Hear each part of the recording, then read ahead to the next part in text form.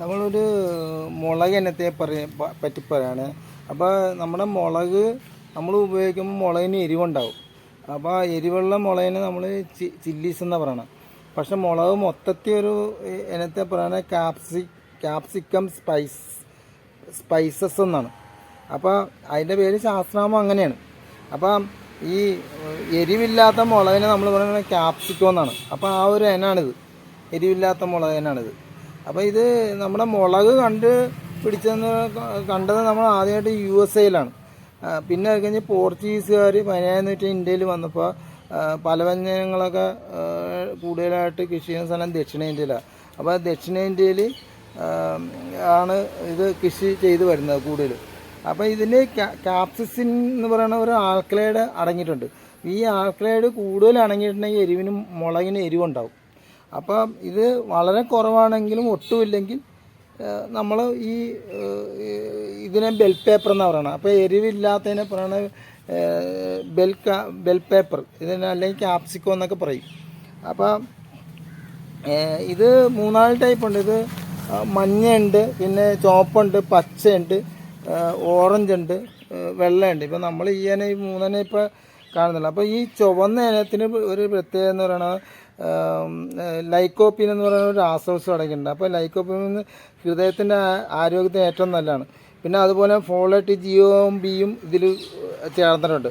പിന്നെ ഈ പ്രായാധിക്യത്തിനെന്ന് പറയുന്ന ഒരു ഇതിന് വേണ്ടിയിട്ട് മഞ്ഞ ഇനമുണ്ട്. മഞ്ഞ, ഓറഞ്ച് ഇനമുള്ള ക്യാപ്സിക്കം കണ്ണിൻ്റെ പ്രതിരോധിക്കാനായിട്ട് ഉപയോഗിക്കാം. അതിൽ കരോട്ടിനൈഡ് എന്ന് പറയുന്ന ഒരു അടങ്ങിയിട്ടുണ്ട്. അപ്പം പിന്നെ എന്ന് പറയുന്നത് വടക്കേ ഇന്ത്യയിൽ ഒരു സിംല ഒരു മുളകുണ്ട്. അതിനെ പറയുന്ന ഒരു ഇനം മുളക് മധുരമുള്ള ഒരു ഇനമാണ്. അപ്പോൾ അതിനെ പറഞ്ഞ കാലിഫോർണിയ വണ്ടർ എന്നാണ് ആ ഒരു ഇനത്തെ പറയണത്. പിന്നെ അതിനെ കിങ് ഓഫ് ദ നോർത്ത് എന്നും പറയാറുണ്ട്. അപ്പോൾ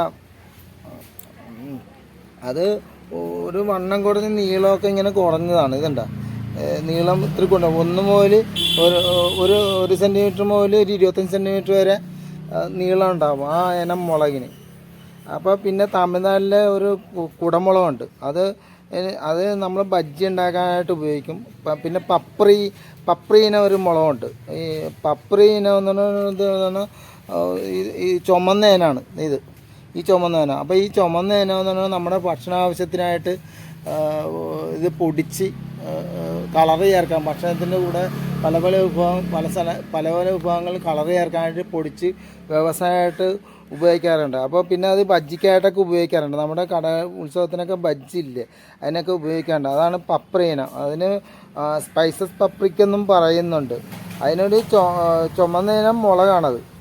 അപ്പം കൂടാതെ എന്ന് പറയുന്നത് നമ്മൾ ക്യാപ്സിക്കം എന്ന് പറയുന്നത് കൂടുതലായിട്ട് നമ്മൾ ഭക്ഷണത്തിനായിട്ട് ഉപയോഗിക്കുന്ന ബർഗർ ഉണ്ടാക്കാനായിട്ട് ഈ ക്യാപ്സിക്കം ഉപയോഗിക്കുന്നുണ്ട്.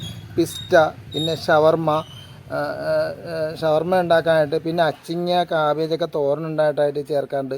പിന്നെ ചള്ളാസ്, ഇറച്ചിയുടെ കൂടെയൊക്കെ നമ്മൾ കഴിച്ച് കഴിയുമ്പോൾ ചള്ളാസില്ല. പിന്നെ സ്റ്റഫ് വയ്ക്കാനായിട്ട്, സ്റ്റഫ് എന്ന് 2 ബ്രെഡിൻ്റെ ഇടയിൽ ഇതുപോലെ ക്യാപ്സിക്കവും മറ്റ് സാധനങ്ങളൊക്കെ സോസൊക്കെ ചേർത്ത് ഇങ്ങനെ ജോയിൻ്റ് ചെയ്ത് ഇങ്ങനെ കഴിക്കാം. അതിനാണ് സ്റ്റഫ് എന്ന് പറയുന്നത്.